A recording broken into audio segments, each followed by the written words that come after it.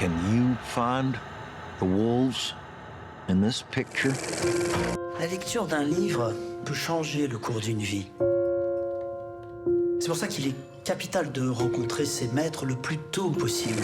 The German nation has trouble dealing with an artist who wants to grapple with the past of Germany. Hello and welcome to this week's film show. I'm joined by our critic, Lisa Nesselson. Lisa, hello. We are starting with one of the year's most anticipated films, Martin Scorsese's historical drama, Killers of the Flower Moon. It features Leonardo DiCaprio and Robert De Niro. It's from Apple TV+, but it is getting a theatrical release. Lisa, I'm guessing it is worth the big screen treatment. Oh, is it ever? I can't imagine watching this on TV, no matter how glorious your home cinema setup may be. Both sweeping and intimate. Set roughly 100 years ago in Oklahoma, this fact-inspired saga taps into history that will be news to a great many people. The Osage tribe was forcibly displaced from their ancestral lands, but the Great Spirit definitely had a sense of humor because the supposedly worthless land where they landed proved to be so full of oil that those Indians became some of the wealthiest people in the U.S., with white servants, gorgeous motor cars, elegant clothing, and all the trappings of disposable income.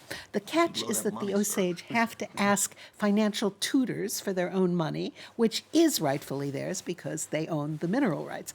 And all that wealth, how shall I put this, stimulates craven, covetous, downright vile behavior from white men who switch into villain mode because they're conditioned to look down on Native Americans and feel that money should be theirs. All right, well, the film also stars Lily Gladstone as DiCaprio's wife. Let's take a look at Killers of the Flower Moon. They're like buzzards circling our people. We're still warriors.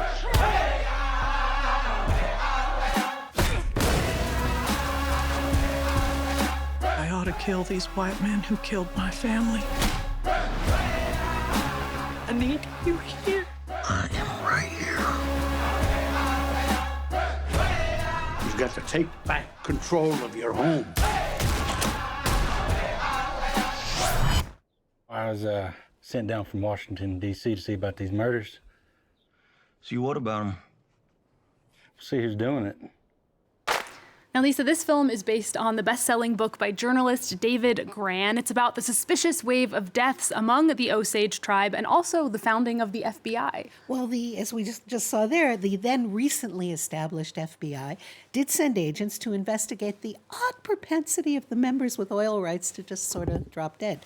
Scorsese intended to devote more screen time to the FBI, but instead decided to concentrate on how De Niro's local kingpin manipulates DiCaprio's not overly bright World War I vet into wooing Lily Gladstone's Molly so as to be in a position to inherit her oil rights. Gladstone not only holds her own against these two powerhouse actors, I'd go so far as to say she subtly steals every scene she's in. I'm excited to see her performance. Now, Scorsese has often worked with both De Niro and DiCaprio, but this is the first time he's paired them in the same feature. Let's hear from Leonardo DiCaprio.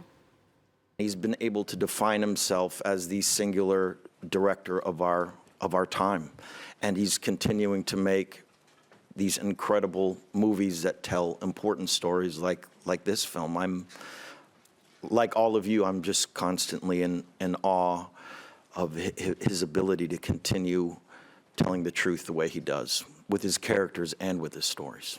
Scorsese offers us a wonderful preface and an ironic coda with romance and skullduggery and pure evil in between. So if you have the chance to see this movie on the big screen, please avail yourself of it. It's definitely on my list, but I feel like we should mention that it is 3.5 hours long.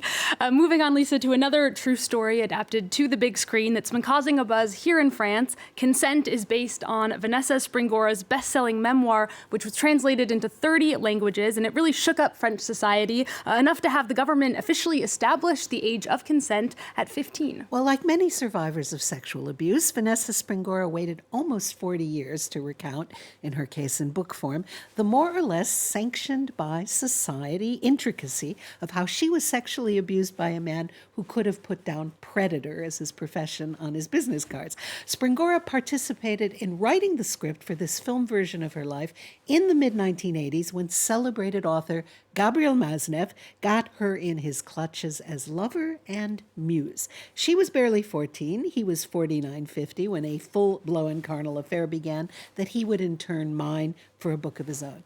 All right, well, it is a very difficult topic. Let's get a feeling for the tone of consent. C'est un pédophile, tout le monde le sait. C'est n'importe quoi, est-ce que tu dis j'ai plus 8 ans, je suis plus une gosse? Qu'est-ce qui t'a pris de te maquiller? Tu veux avoir l'air d'une dame, c'est ça? Tu es pour te dire un mot. On sait que les vieux monsieur attirent les petits enfants avec des bonbons. Monsieur Matzneff, lui, les attire avec sa réputation. Ce que l'on ne sait pas, c'est comment s'en sortent-elles, ces petites filles. At least the French press had mixed reactions to this film. Some praised it, but left-wing daily Libération ended their review with, quote, "It is disconcerting to see a film designed to land with correct ideological territory fail utterly from A to Z." So a harsh review from them.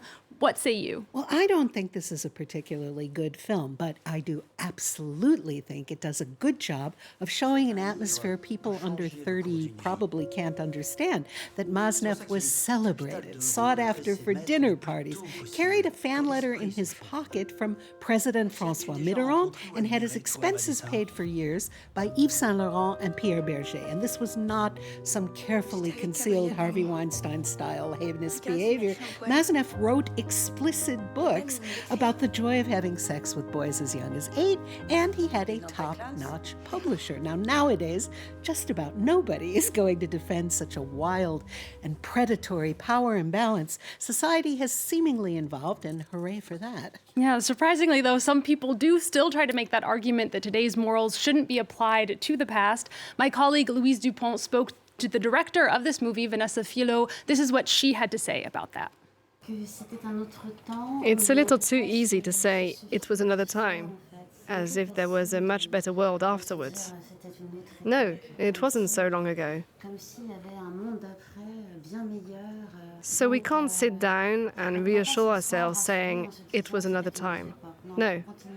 We need to keep fighting, speaking up, encouraging people to speak up. And all of that participated in this broader wake-up call.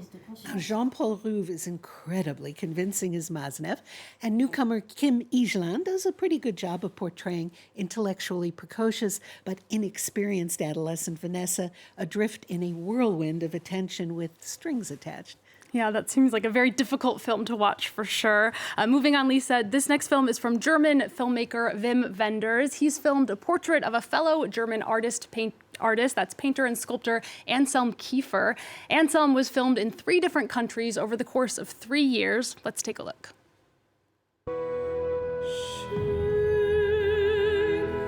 Without the help of architects or engineers, Kiefer and his assistants have turned this 200-acre site into one of the most dazzling, jaw-dropping works of art in the world.